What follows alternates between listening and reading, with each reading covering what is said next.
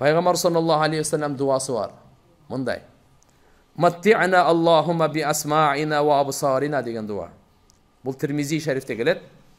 Пайгамбар саллаллаху алейхи ва саллям дуасы Матти'на дегени: Я Аллах, бизге пайда бер деген сөз. Би асма'ина кулактарыбызга.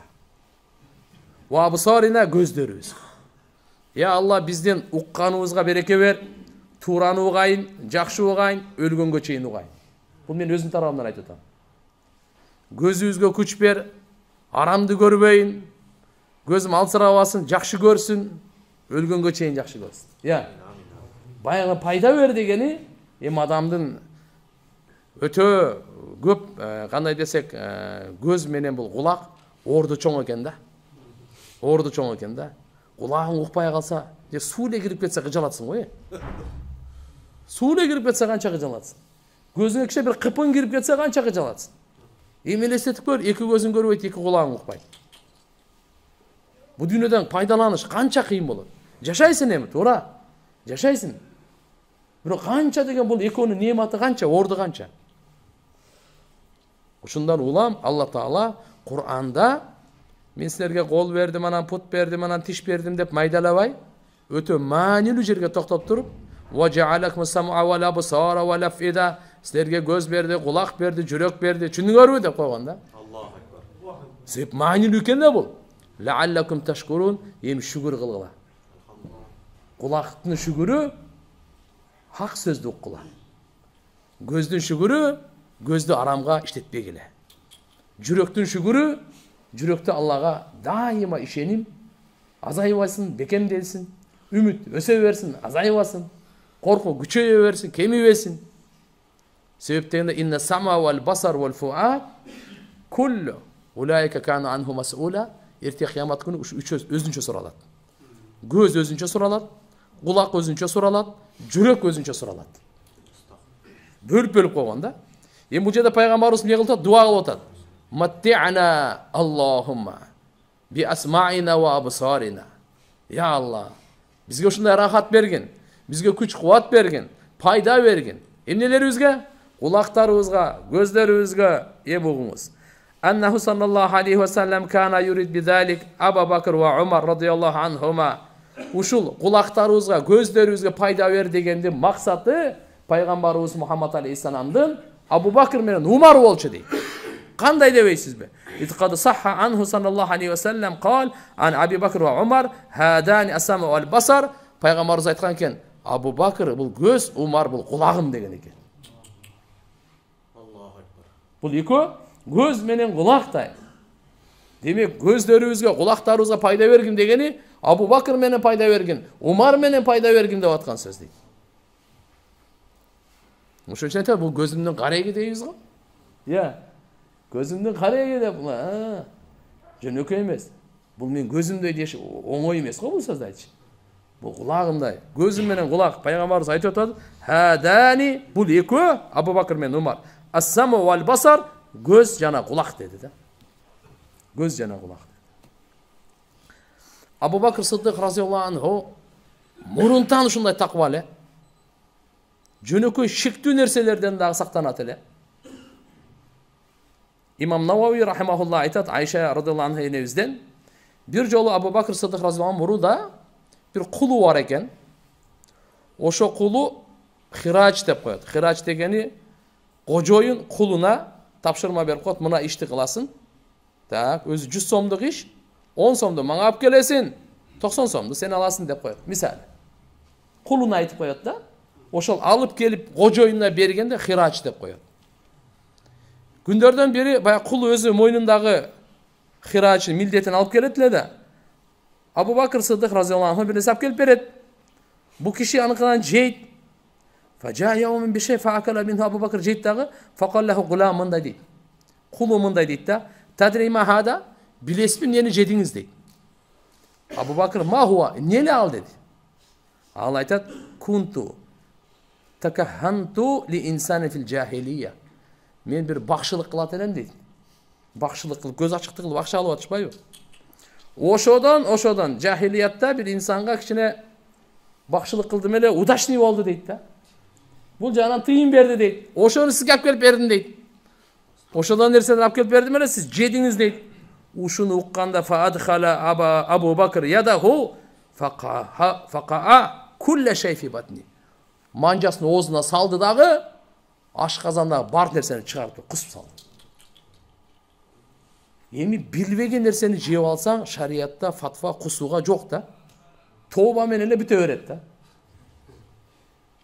А бирок Абу Бакр Сыддык разияллаху анху мартабасы башкача экен. Ал киргизе койбойт экен. Имам Газали рахимахулла айтат, ушул кускандан кийин айтты дейт Абу Бакр Сыддык разияллаху анху. Я Алла, эми кайсынысы канга аралашып кетти, ага успет этпей калдым. Кайсынысы тамырга, ашказанга аралашып кетти, успет этпей. Ушуну кечирип кой мен дейт. Колумдан келгенди чыгарып калдым дейт. Келбегенден кечирим сурайм дейт. Келбегенден кечирим сурайм. Ушу кабар пайгамбар саллаллаху алейхи ва салламга келгенде айтты пайгамбарыбыз. Dedi. Ne dedi? Al Abu Bakır da al özün denesini aramның кичине нерсесинде аралаштыра койбойт dedi. Кабар келгенде айтты. Ама алимта анна Сиддик لا يدخل جوفه إلا طيبا. Bilбейсиңер, Абу Бакр Сыддык разияллаху анху өзүнүн ичине адалды гана киргизерин билбейсиңер dedi. Ал ошону гана киргизет dedi. Аллаху акбар. Абу Бакр Сыддык разияллаху анху бир жолу сахабалар мактайт дейм, жакшы болсо мактайт да. Жаманды мактай бере беле, алар андай эмес эле. Мактоого ылайыктууну мактайт эле. Мактоого ылайыктуу эмести мактабайт эле. Тилекке каршы биз ыйманыбыз алсыраганда тескери болуп калдык. Мактоого ылайыктууну көрө албастык менен мактабайбыз. Мактоого ылайыктуу эмести кошомат кылып мактайбыз. Мына биздин абалыбыз. А болбосо пайгамбар саллаллаху алейхи ва салламдын хидаятына, жолдомосуна карасак, кимдин силер айткан бет алдында мактагандан сактангыла деген. Анткени моюн сындырганга барабар деген.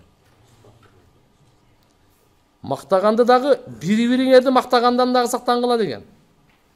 Шариатта мактоо бар. Учуру келди айтып коеюн. Мактоо бар. Макташ керек. Биринчиден бет алдында эмес, экинчиден аша чаппай. Көбөйтпөй. Апыртпай.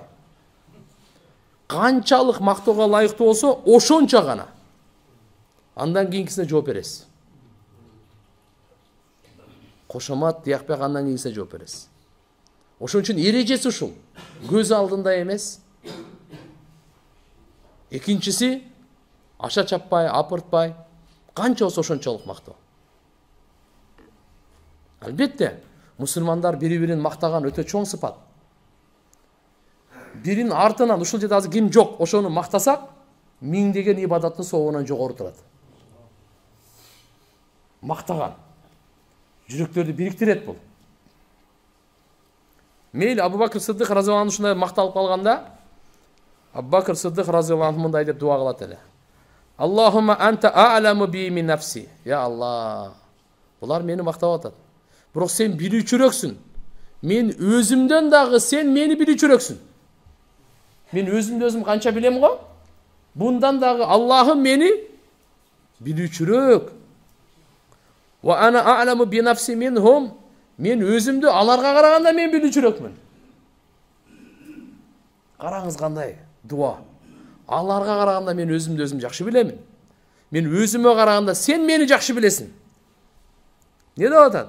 Аллахумма жa'alni khayran mimma yadhunnun. Алар кандай күмөн кылса, андан дагы жакшыраак кыл мени. Waghfirli ma la ya'lamun.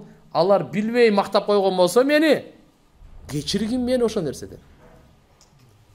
10 жолу макташ керек эле, 11 жолу мактап койду да булар мени. Кечиргин ага ашча эме. Wala tuakhidni bima yaqulun.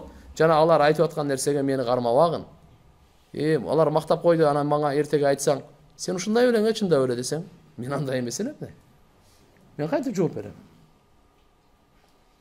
Эртеге кыямат күнү Иса ибн Марьям энебиздин баласы Иса пайгамбардан Allah subhanahu wa taala surayt.